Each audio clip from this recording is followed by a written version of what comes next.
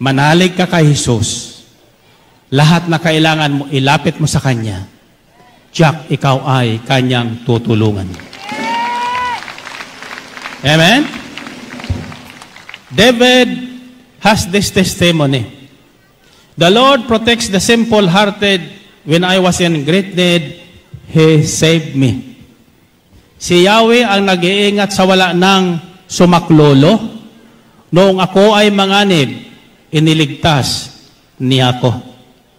Ito ang patotoo ni David, at ito rin ang aking patotoo mula nang itatag ang gawaing ito.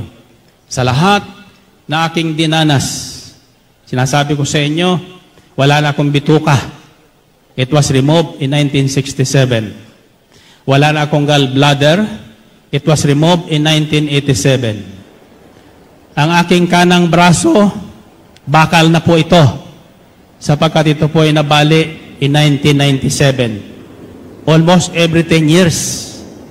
Then in 1998, nagkaroon po ko ng quadruple heart bypass. So I live on miracles.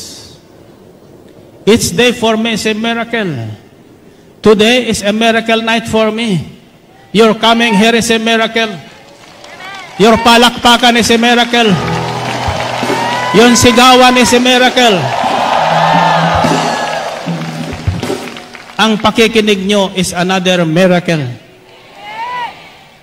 Life is full of miracles. And this is my prayer for all of you who came and those who are listening on DWX Radio. And I'm inviting all of you who were not able to come here. Kayong hindi nakarating dito sa Ambel City, huwag niyong sasabihin wala kayong pamasahe. Higit pa sa pamasahe ang ibibigay sa inyo ng Panginoon. Amen? All you have to do is decide. Decide to be with God. Lahat yan nasa ating desisyon. If you decide to come early, you can come early.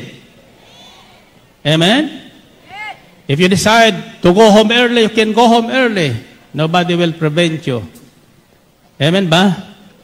If you decide to become old right away, kahit 40 ka na, you will be old already. But if you decide to become young like me, 17 na ako, 17 lang ang pakiramdam ko. Amen ba? Hallelujah.